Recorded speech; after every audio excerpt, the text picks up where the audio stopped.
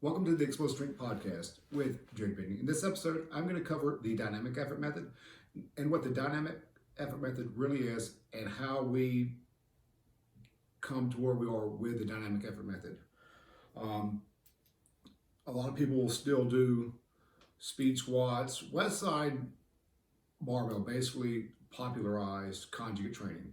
And most people think conjugate training is maximum effort day, then a separate dynamic effort day.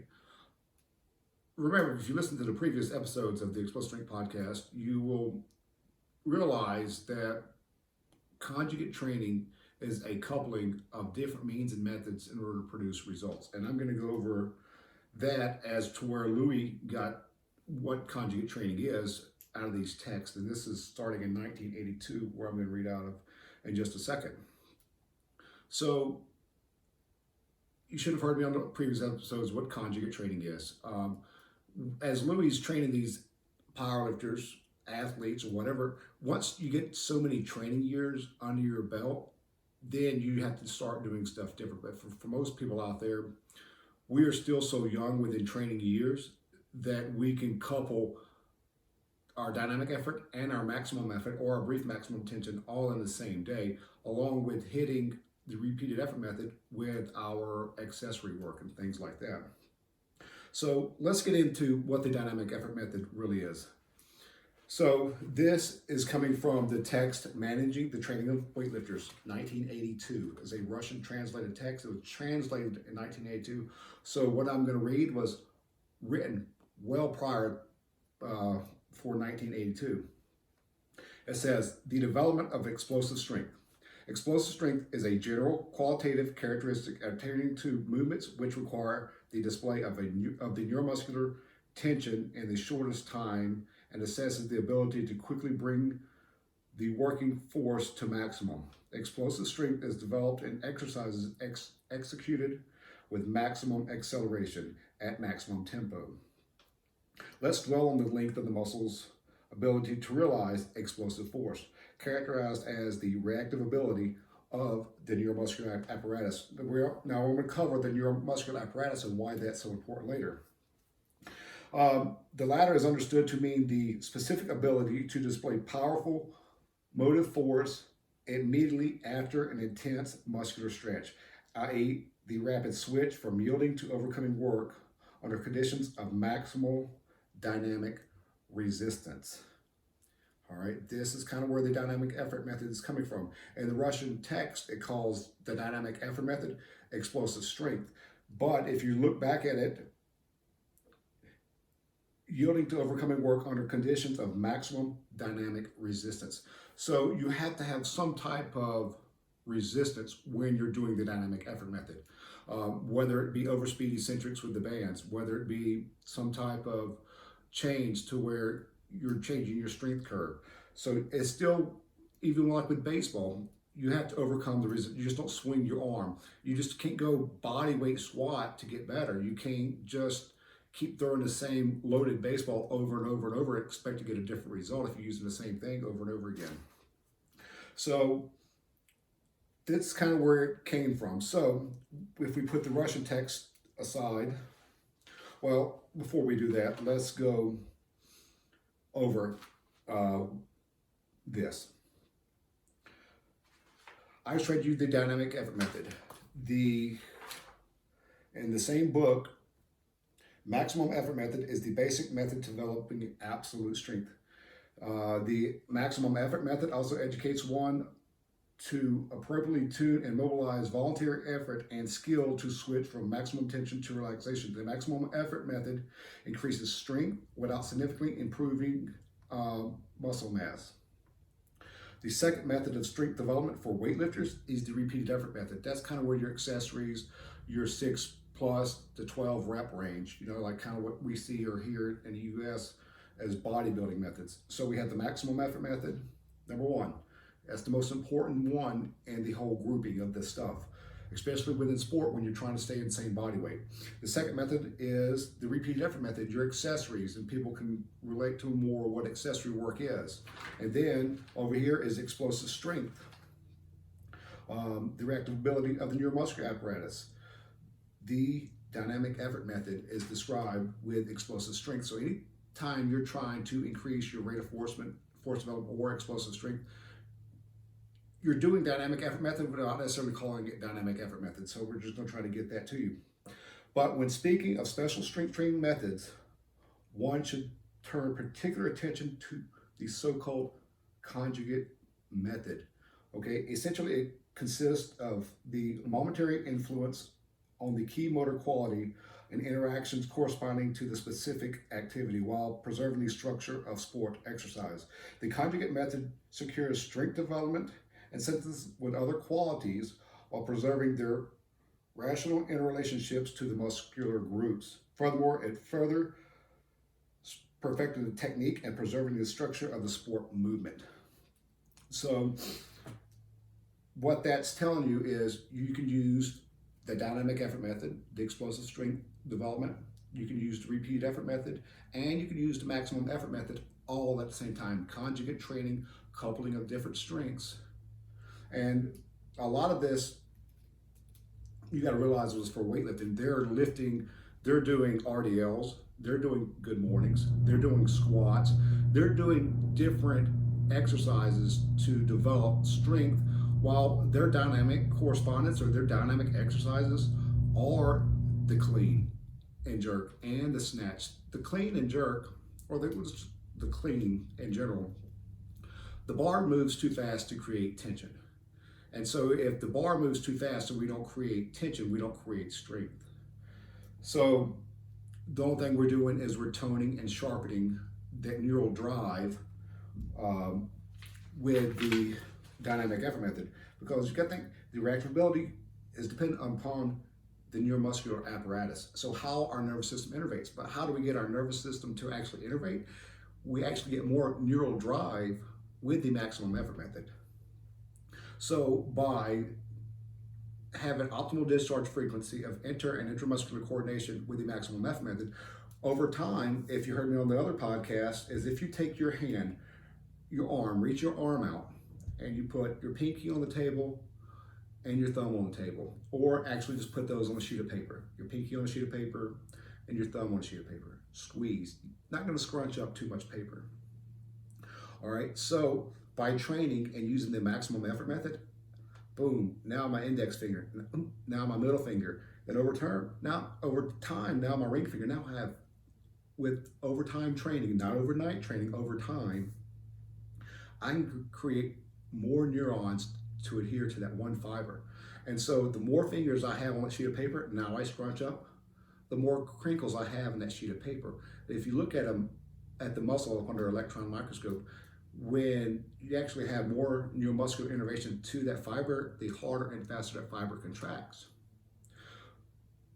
But there's no point in doing a lot of things if you don't have that neural drive.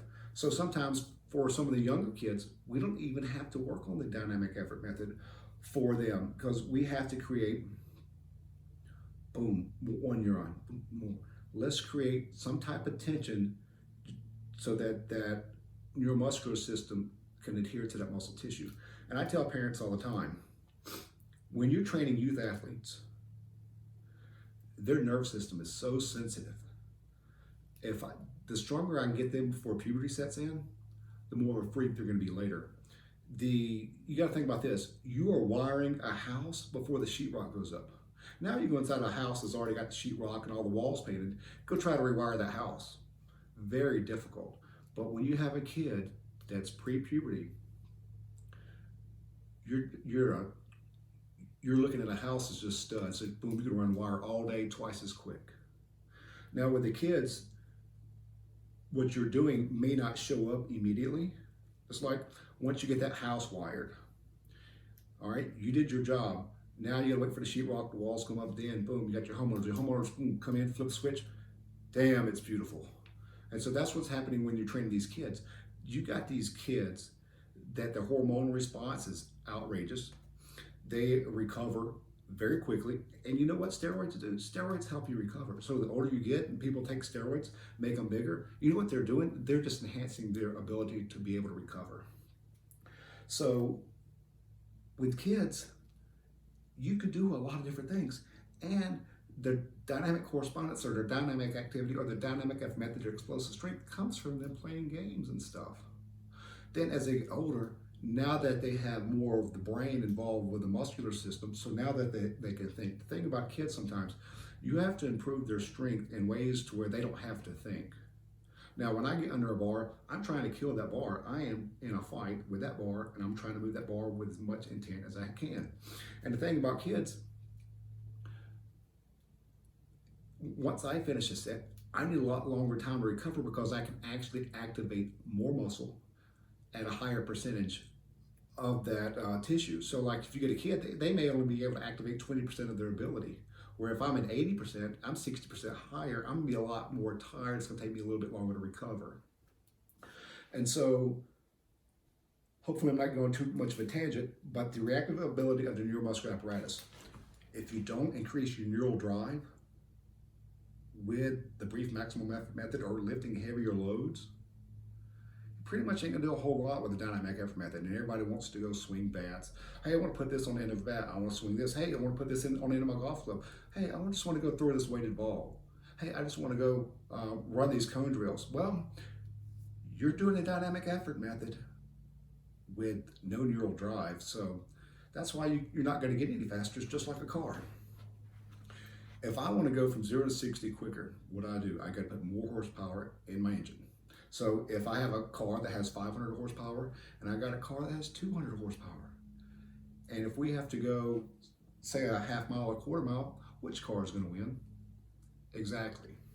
Now, which car is going to win if you have to go across country depends on how many times the more horsepower engine has to stop for gas. And so what I'm trying to say with that analogy is running power versus running efficiency. If someone keeps bringing that crap up, you'll be more efficient if you have more power if you're in short distance. Now, if you're a track sprinter, which I don't care about track that much because most of my track athletes, I never even had a dedicated track athlete because track athletes just want to go run. They don't want to do the real freaking work. So if you get a track athlete that really wanted to work, you put some strength in them along with their dynamic correspondence and their dynamic activities that they're doing. Imagine how much faster they can be. I told this kid, I think a lot of people can throw 100 miles an hour in a baseball. I don't have enough dedicated baseball, but I think a lot of people can throw 100 miles an hour. A lot more than what people commonly think. Just like trying to prove this thing with a vertical jump. I've got so many people that have reached the 40-inch vertical, and you're talking teenagers. They're ranging from, I don't know what the youngest is, 15, 16 to reach a 40. 23 to reach a 40, kind of that range. So you have to create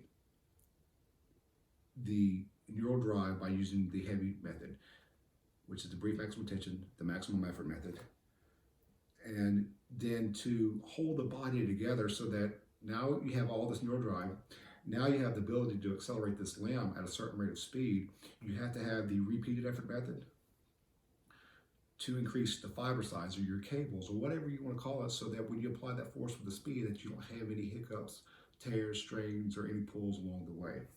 So that's, if I didn't go too far, the dynamic effort method as it comes across in this book, development of explosive strength. So then with all that, it says potential to transport to connect energy and movement. So where did I read? So the development of explosive strength, overcoming work under conditions of maximal dynamic resistance. That's where the dynamic effort method starts within this book, managing the training of weightlifters. So kind of covered what conjugate training is, how we kind of got it, and what the dynamic effort method is. So the dynamic effort method, if you go from that text to this text right here, which is my favorite text, is called Super Training. And it is talking about training methods. Strength Training Methods, Chapter 7, starts on page 393. And if you look at these different things, if you want to create explosive strength, and if, for those of you who don't know, I sell Super Training on my website. I've had a couple people buy it, so I've been trying to help them understand how to read it, what they're reading, because if you've never read it, it's very confusing. It goes almost too much in detail about different things. And if you've never had anatomy, physiology, kinesiology, and all the stuff that I actually took in school, I'm an exercise science major from the University of Memphis. I wouldn't really kind of know how to interpret some of these terms. So, being that super training mainly mentions the repeated effort method and dynamic effort method, it also talks a lot about the shock method and plyometrics and things like that. But if you look at this index right here, it goes down. Explosive strength. Well, how do you create explosive strength? Remember, it's not always about the exercise. It's about the method behind the exercise that you're using. So an exercise is useless unless you have a method behind it. If you just do an exercise, you're burning calories. No wonder this kid at your high school or your college can squat a ton of weight and not run very fast. No wonder the strongest person on the team is not very athletic. No wonder all these coaches and all this people say all this BS about all this stuff. Because sometimes a lot of people are just doing an exercise with no method. Hey, Jared, what do you do explosive mechanics? Hey, we squat bench. Oh, we do that at high school. So I think I can just go to high school and do it for free. Well, guess what you're going to get in high school? No results, because they don't measure results and they don't have a clue what's going on. You know what aggravates me? Is I'll have people come to the gym, observe, and say, oh, I see what he does, and goes home and try to replicate it. No, you just saw the tip of the iceberg. You didn't see what is under the water. You didn't see the other 85% of what's going on. Yeah, you can copy me in the exercise, all right? You go program a bench for someone, I program a bench for someone, I will make my person stronger, faster, guaranteed. So my goal is I have these athletes per month. I don't know if they're coming back. I don't make anybody sign a contract, because if they don't want to be there, I don't want them there. I want the results. So you've got to come in, you got to go to work, and you got to kind of work for me. You pay me, but you're actually working for me. So I don't know how that works in the working world. Probably wouldn't. So again, they pay me and they work for me at the same time. And I can fire them if I don't like them. I got to get results. I want to prove that what I'm doing works. And I've learned a lot of this stuff. And if it was not for Louis Simmons and Westside Barbell, I would not have been directed to these books to read. I don't copy Westside. I'm not Westside Barbell. I am Jared Bidney, Explosive Mechanics. I am smart enough to read a book and give credit to Louis and Westside for directing me in the right direction for my education and how to interpret it. And so I was able to tell Louis that in person. I told Louis, thank you. So before I get off on another rabbit hole, going down who knows where, super training mentions maximum effort method, mentions brief maximum tension method. Two qualities of the maximum effort method. Brief maximum tension is the sub-quality of the maximum effort method. But with brief maximum tension, it's much more valuable for people with lower training age. I think if you're 7 to 8 years in training age, brief maximum tension, you don't have to go max out all the time. Sometimes you have to max out in order to know where to start programming your brief maximum tension. You can do brief maximum tension, especially with kids, more often. You can do it 2 or 3 days a week. Where back in the day, early 2000s, Louis would do, if you read some of those articles that he did, they were all so damn confusing, because by the time you went from 2000, by the time you read an article from him in 2003, then 6, 8, 12,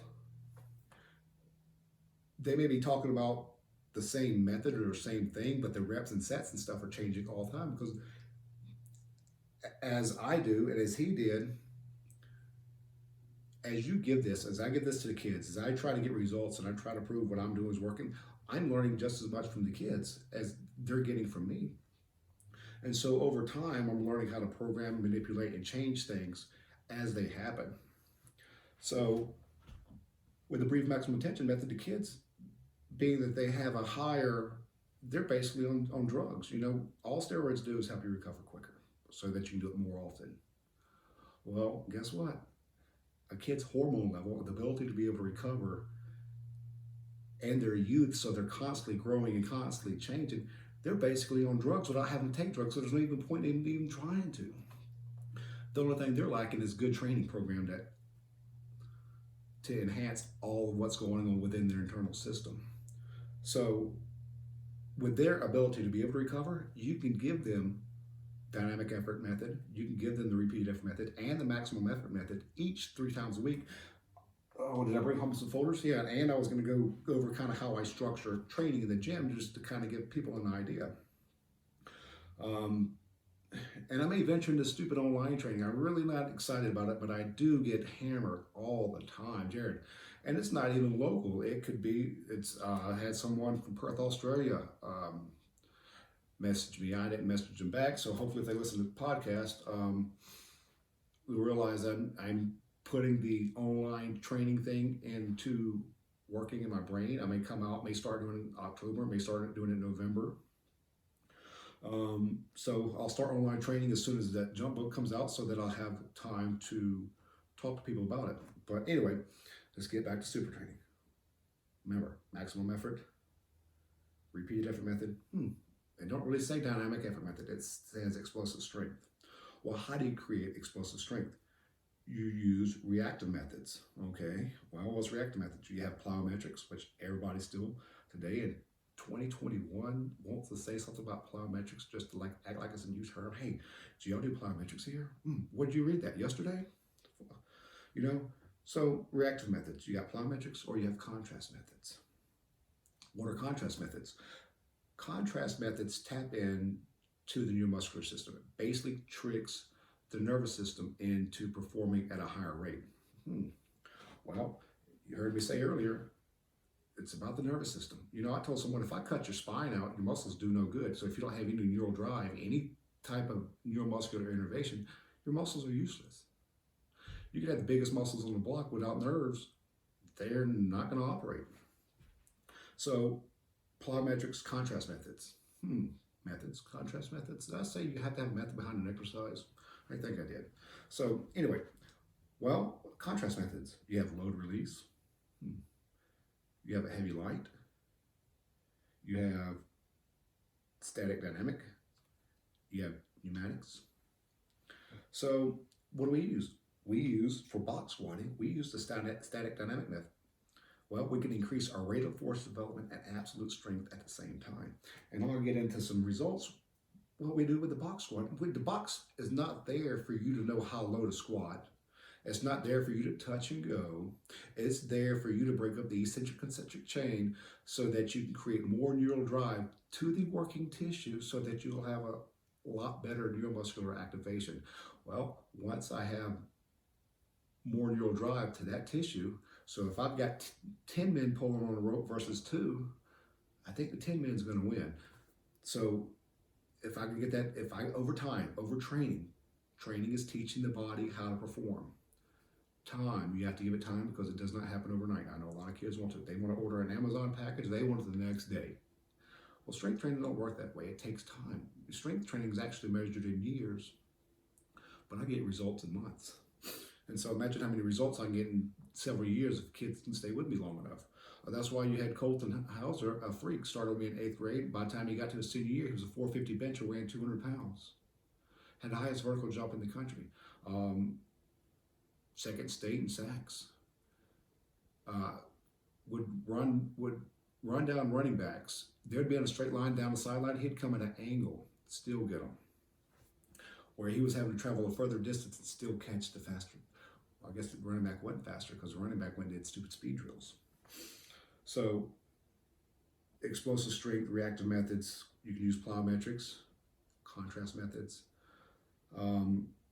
Plyometrics, we don't really do a whole lot of that at the gym. We mainly use the contrast methods because the contrast, if you look at earlier in the book where it talks about speed strength, overcoming submaximum resistance at maximum speeds to where you actually create or have some type of overload tension to it. I think in the book, Science and Practice, not Science and Practice, Science of Sports Training, Science and Practice Strength Training is going to read next.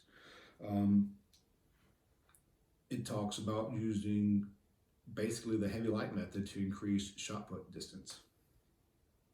And so, you know, you got load release, and I think even in the book, Science and Practice Strength Training, the parachute for track actually works. If it has a button that the parachute can be released so that you're on drag, boom, then all of a sudden you're at a heightened state. Um, the heavy light method, you got load release, static dynamic was probably my favorite. We do a lot of, we pause bench, come down, pause, press, pause. So if we're doing a set of 5, and maybe pause bench, that's static dynamic method. Well, if it increases strength and rate of force development, we're kind of sharpening our nervous system at both ends of the candle, so we're going to get there a little bit quicker. And with the kids' higher ability to recover, it's pretty quick. That's why I've had 13, 14 high school kids bench 400 plus. I've had a 16-year-old squat 6'11". No, a 17-year-old squat 6'11", and another 17-year-old squat 661. The kid that squatted 661 started off with me squatting 95 pounds. So let's not get too far off track. So even in super training, explosive strength, just like the manual training of weightlifters, explosive strength. What is explosive strength? And how do you develop it? You use reactive methods. And reactive methods can be either contrast methods or plyometrics. Well, if you're doing exercises in the gym, contrast methods make a lot more sense. So you can do your load release, your heavy light, pneumatics, your static dynamic method, and however you apply that to which dynamic exercises that you want to do. Dynamic is not necessarily speed squatting or speed benching.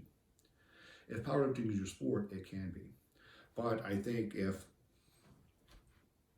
the powerlifters want to be like the athletes, but they don't want to do what the athletes want to do. So my athletes squat, we squat high bar. We don't do a mechanical advantage. We do an exercise in the hardest possible way. Low bar gives you a more mechanical advantage to squat more weight. What's the point of squatting more weight if it's not going to transfer to the field? So box squatting, we sit and explode, and we're trying to track our numbers with a tendo unit, roughly 6 meters per second. Not every set, we may, out of 5 reps, you may get 1.6, the other one may be a 0.57, 0.53 to 0.45 or something crazy like that. I don't have examples here. I'm just giving examples of what I see. So let's see what, so I probably covered all this without even going over what I wanted to. So with the dynamic effort method, being that like I said, with the dynamic effort method, the bar moves too fast to create strength. Okay, it can just help sharpen our nervous system. And if you read, this is Science and Practice of Strength Training. Strength training can be accomplished in 3 ways. Lifting a maximum load, which is the maximum effort method. Lifting a non-maximum but significantly large load to fatigue, which the muscles develop maximum force as possible in a fatigue state during the final repetitions. So what is that thing called? It's actually, I can't think of it right off my head, where your muscles fire in a sequential order. So with the repeated effort method, your slow twitch fibers fatigue first, then your intermediate, then your fast. With the maximum effort method, small, medium, large are fired at one time at optimal discharge frequency. So with the maximum effort method, boom, you get complete neural drive and activation of all tissues. With the repeat effort method, it's kind of like you don't tap into your big motor units. The Hinton and size principles, I was trying to think. The Hinton and size principles is what it's called. It talks about the firing and frequency of how the muscles and tissues react. And so, and maximum effort method, repeat effort method, and a common theme in all these books is the maximum effort method is first. It's the most important. Repeated effort method is second. And then your dynamic effort method is last. So what does this say? Lifting or throwing a non-maximum load with the highest attainable speed, i.e. dynamic effort method. Okay. The method of dynamic effort is used not for increasing maximum strength, but only to improve the rate of force development and explosive strength. So see how that tied the explosive strength back in to what it really is from the Russian text, from which I think this book was in 1996 or early. When was this? By Vladimir Zanazorsky. What year was this thing?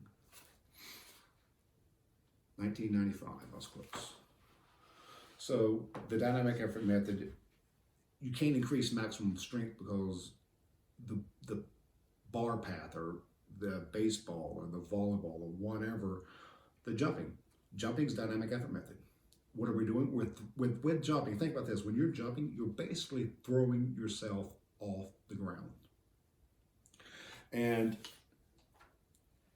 an analysis of Hill's equation of muscle dynamics indicates the speed of movement is dependent upon maximum muscular strength.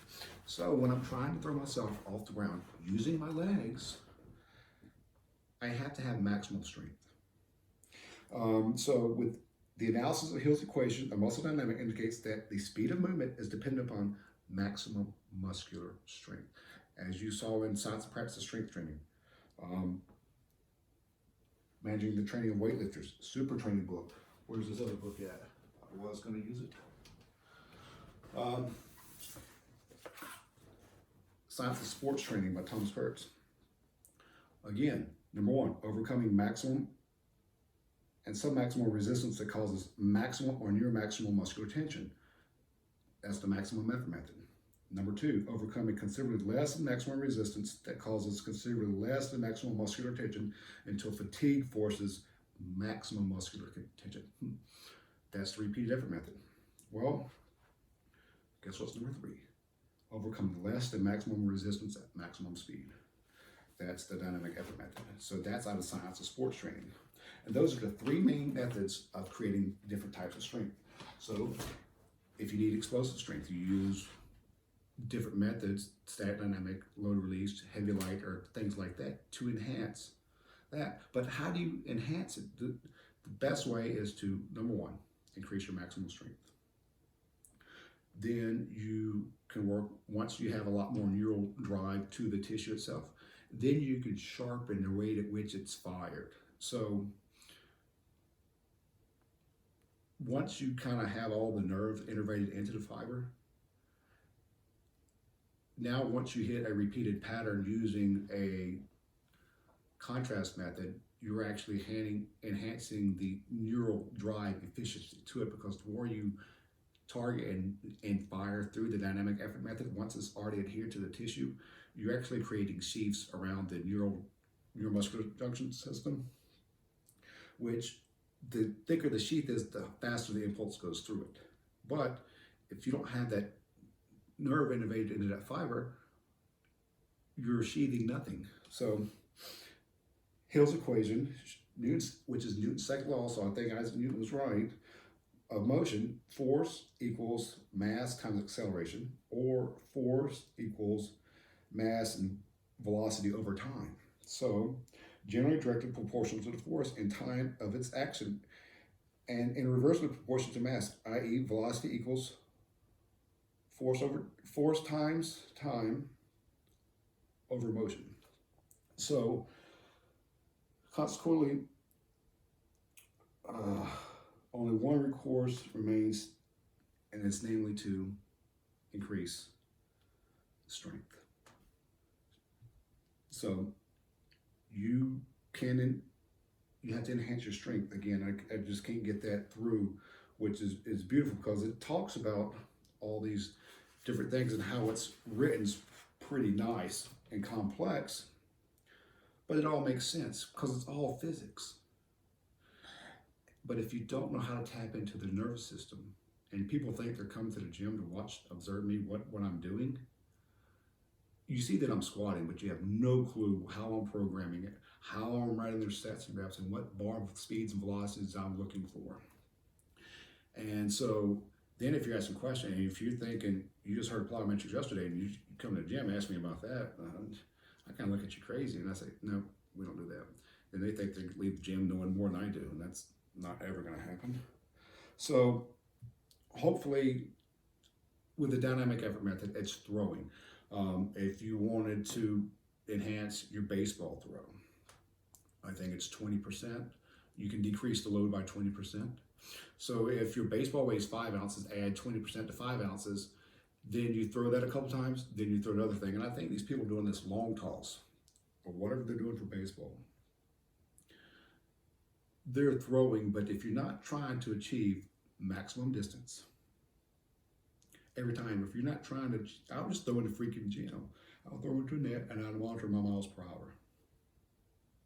Because if I come in the gym and I throw a 6 ounce ball, um, say 81, then I throw a 7 ounce ball, 79, and then I throw an 8 ounce ball, 75, then I somehow repeat a cycle of that over and over, trying to come into the gym, trying to break that 81 with a 6, trying to break that 75 with the 8.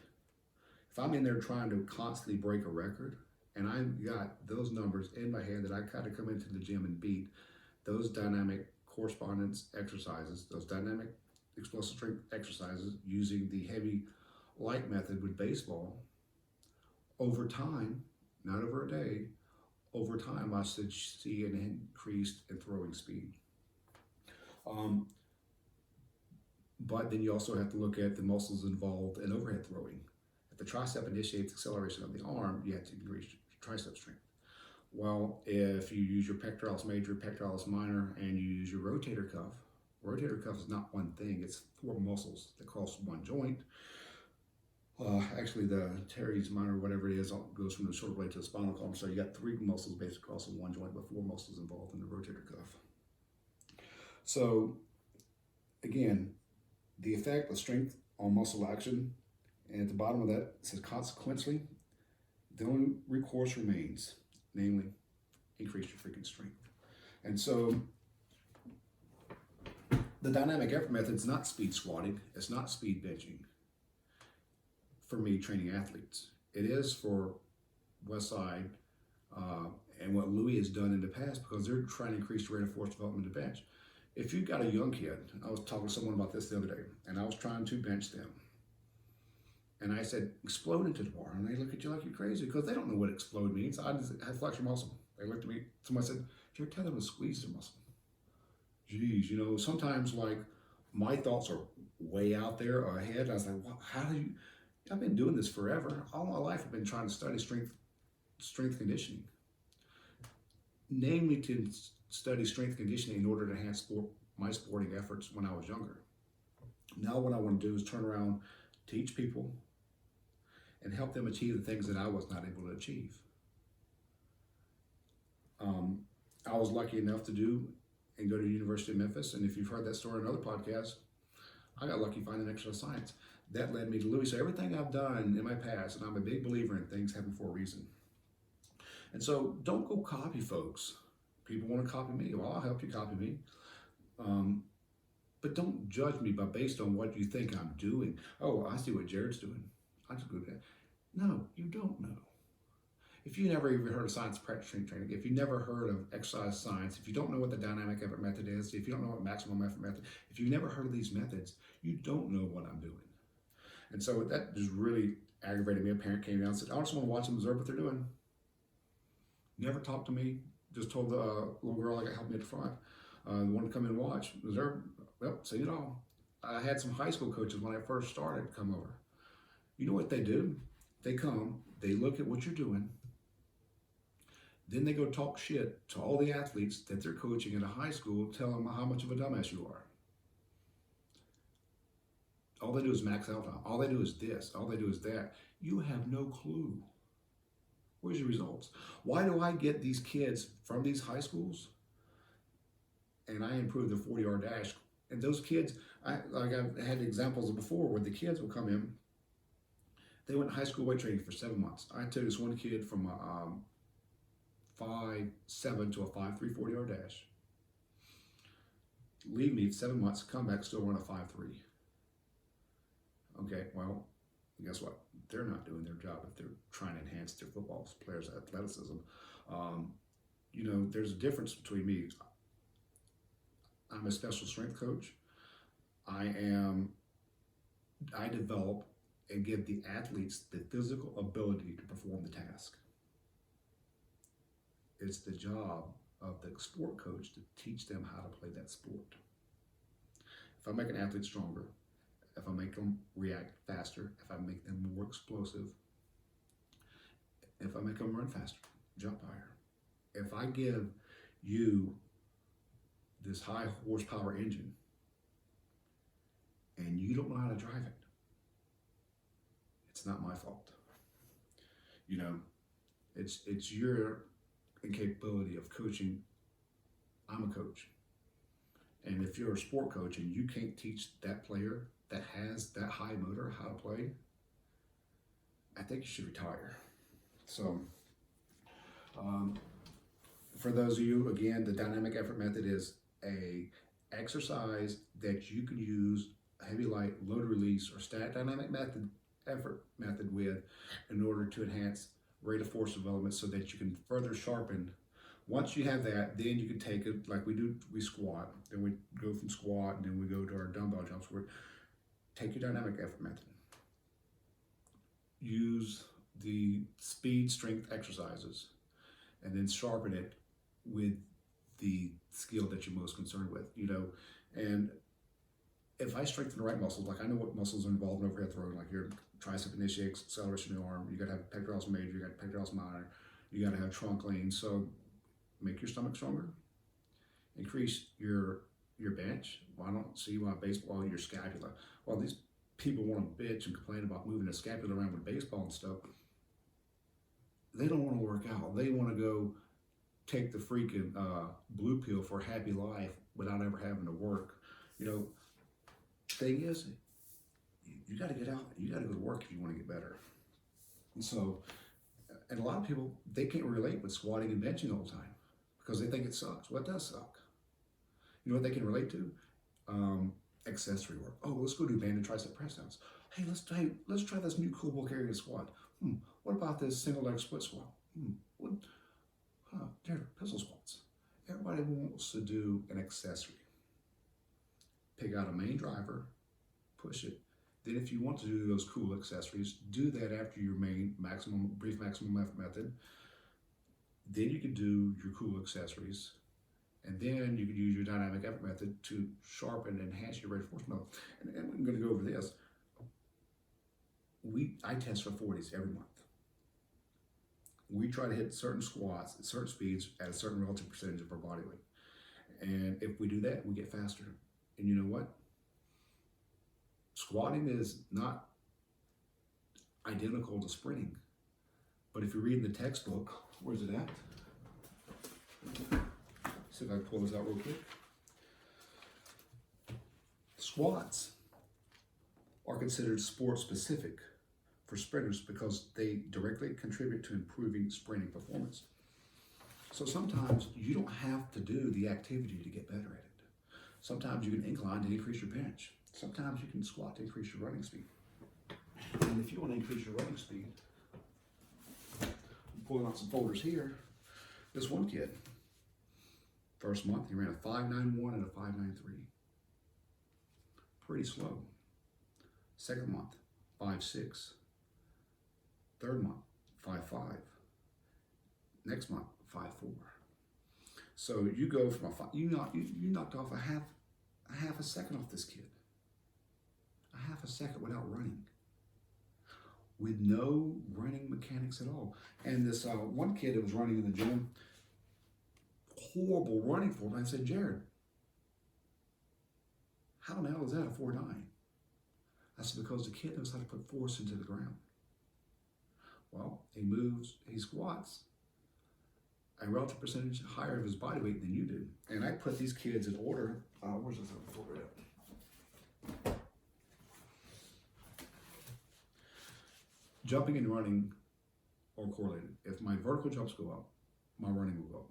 If I increase my squat, my neural drive, then I enhance the neural function by doing the dynamic exercise, i.e. jumps, dumbbell jumps. I use a certain method within the jumps themselves and how I want to do that, which is going to be in the book. I increase my neuromuscular efficiency. I increase my neural activation. I increase my neuromuscular efficiency by using the dynamic effort method. And then I hold my body together with repeated effort exercises. So I put these kids in order the other day. Now, something else we have to go over later is when they're cheating with squat bar, when they're flipping it up. For these kids, they squat on safety squat bar. Sometimes they'll flip the bar at the end. Well, that tricks the tendo unit into giving them a higher number. But if you give them a higher number, it's not going to correlate to our 40-yard dash time. So let me see if I put these. This kid ran this kid's got a 1.33 ratio, 1.54 ratio, 9.93 ratio, and 1.47 ratio. So what I'm doing, this kid weighs 166 pounds. He squats 245 at a 0.62.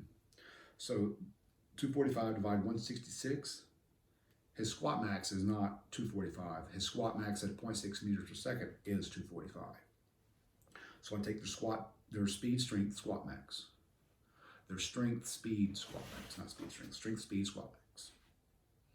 I divide it by the body weight, then it gives me a ratio of 1.47. Okay, I take this kid over here. He weighs 205. Well, he weighs 220, but he squats 205 at a 0.64. So his strength, speed, max. And I had a parent the other day said I should term it, because we don't do wide stance box squatting. We do narrow stance, athletic stance box squats. We're not wide. You hear Louis talk about it? Well, he's been dealing with a lot more track runners. A track runner is going to need a lot more hips and hamstrings, and most of our sports, baseball, softball, football, we have to accelerate and then re-accelerate and re-accelerate again. We don't have time to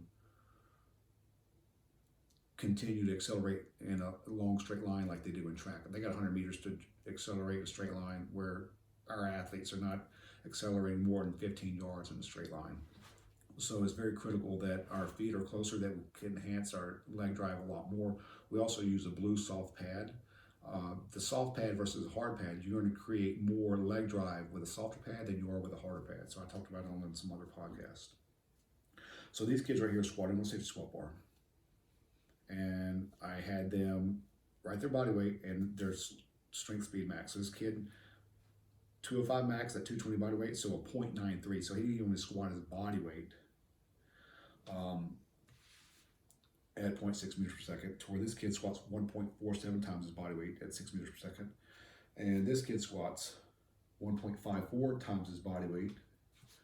And this kid squats 1.33 times his body weight. So what I think this kid and I think this kid are here are cheating the tendo, this kid and this kid here are not. So if I put them in order, 0.93, 1.33, 1.47, and 1.54. Well, if you squat 0.93 times your body weight at 6 meters per second, he ran a 5.1. This kid over here, he squatted 1.3 times his body weight, 1.33 times his body weight at 0.6, and he ran a 4.75. And it's got to even be better than that. I think we screwed up his numbers, because this 200 squat at that relative body weight was 0.67. He's not really done a good job of taking the greatest notes with it, so he probably could move 215, which would increase that ratio a little bit more to equal what this kid's ratio was. So I got to talk to him about that. I just pulled these folders because I wanted to talk about this on the podcast. So they probably squatting relative 1.33 versus 1.47, but this 200 at 0.67, he could probably move 215 to 225 at a 0.6, which would increase that ratio. I don't have a calculator up here to equal the same as this one. Anyway, this kid ran a 4.75 and a 4.79. This kid ran a 4.80 and a 4.84. We run 2 or 3 40s.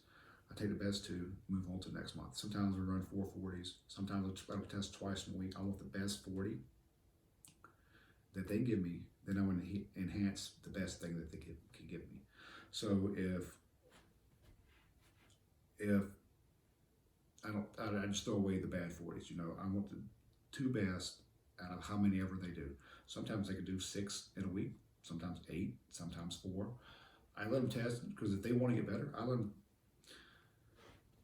them run as many 40s as they want. But after 3, they kind of don't get any better. So the 4th one is really most of the time a shit show, but I just let them go say, told you so. So anyway, this kid, when he first came to me, look, running a 4.80 to 4.84. He started off at a 6.19 and a 6.36. Tell me training ain't doing something for these kids. These two over here were just their first test day. They have improved their jump. Holy shit. This kid's starting jump was a 26-inch vertical. Now he's got a 36.6. So a 26.6 to a 36.6. That's pretty damn good. This kid had a vertical starting of 31. Now he's at 35.8. This kid started off at a 24. Now he's at a 38. So something's going on with this one, and I told him we got to figure this out. Is he cheating the bar? What's going on? I don't have his body weight, and I don't have his ratio from the first time. And the last time he was tested, it was in June, and we just tested again in August. So I got a June test, I got August test. I don't know if the body weight changes. I don't know actually what's going on with this kid. But from a 32-inch vertical to his highest of a 33.8. So just got to figure out where the training consistency is. I think this last month he's been the most consistent he has been in a long time. Because sometimes with the baseball through the summer, like the June and July months, probably overran him. Did I bring home this other kid? Yeah, this one kid over here, he actually was running a 4.88, came out of football running a 4.92, went into track. Probably did not write his test times down. Sure didn't. Oh, he wrote them up here differently. All right. Came in out of June 2020 at 185 pound body weight, ran a 4.88. Came back in December after football, ran a 4.92. So then we go January, where we start in track, ran a 5.02. February ran a 5.10. March, it just said NA, didn't even write it down because it was 5.2 something, I do believe, but I don't have any freaking, he probably covered it all up, yep. So as we was going through track season, it got worse. And I told him track was a waste of his time. We can't, if you spend so much time doing it and practicing your sports skill, and this is for everybody, if you spend so much time practicing your sports skill and you don't enhance your physical ability to do the sport, you're just doing dynamic effort method without increasing your drive. So you're going to be limited by your genetics. Why don't you do something to enhance your genetics? Then April ran a 4.92, then May ran a 4.87. So out of the track, you see we went from a 5.2-ish back to a 4.8. But guess what? It's now September. Guess what he started in August, at the end of July and August, football. So the last time we ran was in May was a 4.87. Not tested since because he's been having football. So that window of time of opportunity from December, January, February, March, April, and May, we wasted because we went to track. If track's so good for you, and these track kids and these track stars and all these other track BS people, you know, I told you earlier in the podcast, I don't really care for track because I think they're undereducated. They're just enhancing what they have, and they're not even enhancing it very much. You can't take a kid from a 12.300 to a 12 flat and say that's improvement. No, if I'm improving a kid a half a second in 3 or 4 months in 40 yards, why can't you improve that more in 100 yards? You got to have power. Then you got to have efficiency. So if you increase your acceleration rate, become more efficient at holding your technique, you know, in your maintain phase, you're not trying to accelerate, you're just trying to quit from decelerating. And so sometimes when I talk to these track coaches, they have no even freaking clue what I'm even talking about these different phases. Oh yeah, well, to get better at the 100, you just got to run 400 meters. So to get better at running, you run more? No. You have to increase your leg drive. I've given several examples on other podcasts that the athletes who squat 2.1 times their body weight are significantly faster than ones who squat 1.9 times their body weight. And with people in all those examples, I keep going back to the book over here. This kid, in 1 year, from September to September, He weighed 190 pounds. A year later, he weighed 205, so he gained 15 pounds. You think he's faster? He went from running a 5.14 and 5.17 to running a 4.57 and a 4.62. He went from a 30-inch vertical to a 42-inch vertical in a year. So this kid over time went from a 6'1", 6 flat, 5'5", 5'3", 5'2", 5'2", 4'9", 4'8", 4'7". And you heard me talk about the other kid went from a, what was it, 6'1"? Where's he at? 6'1" to a 4'8". This kid, these are month after month. May, June, July, August, September. 5'1", did not test because his leg was hurt that week. I like test last week of every month. Next month, 4'9". So 5'1", did not. So that 5'1" should have been a 5'0". Next month, 4'9". Next month, 4'87". Next month, 4'81". Continual athletic improvement. 5'2", 5'1", 4'9". And some of these kids, you know, they'll come, this kid right here, 5'1", 5 flat, 4'9". Then they went somewhere else because they want to do speed training. I'm trying to show these kids that they're getting faster. The speed training is eyewash. It's BS. Yeah, I did an episode on BS speed training. Again, like the red pill, blue pill, everybody wants to do what they're comfortable with or what they can relate to because that's what's shown on TV, movies, popular with these high-end athletes like it's in the NFL. They just want to do freaking drills. Drills only enhance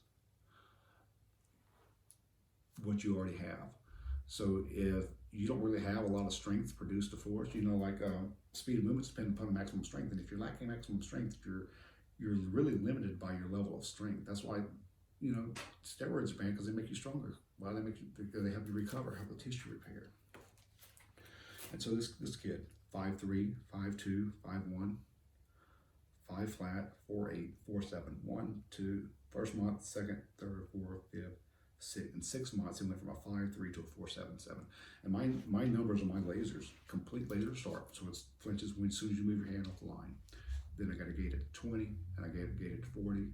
I'm still waiting from the timing systems backed up. I've been switching from 10 to 30 so I can check out the speeds of the last 2 gates. But these kids are getting faster. And for this one kid, oh, Jared, I don't want him to do too much. I don't want him to do too much. You know, like, what is too much? Overtraining. I don't want to overtrain him. Overtraining. A sign of overtraining is that athletes getting hurt or they going backwards in the results. Well, this kid's right here coming in football season. 5'9", 5'6", 5'5", 5'4". Damn, that's half a second in football season. Middle school football season, none the least, but it's not as intense as the high school. But the other kid that was in high school, he lost a tenth of a second, then came back, then got slower through track season, got back to a 4.8, then started football over. So we lost times. He was coming to the gym, but we was always doing is trying to let him not lose too much ground. So now as a next year in football, last year as a freshman running a 4.88, sophomore running a 4.87, all because he went to freaking track practice. So sometimes doing the skill over and over can actually be detrimental to your results. You know, you just don't keep practicing your skill. You just don't go swing a baseball bat. Look at these girls right here. Without this one girl, let's take her running. Man, Jared, she's freaking fast. And well, they see her now, but they didn't see where she was. She ran a 5'8", 5'7", 5'6", 5'5", 5'4", 5'4", 5'3", 5'3", 5'2". Almost a step pattern there toward here until we ran the same thing 2 months in a row, but then she continued to keep coming because she knows she was improved before. Now, if I were to have a kid that ran a 5'4", next month they ran a 5'4", they'd be like, screw this, I ain't coming back. Well, 5'4", 5'4", 5'3", 5'3", 5'2". Then softball starts and I lose them, you know. So with over time, without even, just because getting stronger, got faster. We don't run. Throwing speed, I test my softball girls' throwing speed. 56 miles an hour, next month 57, next month 58, next month 60. Where is this one?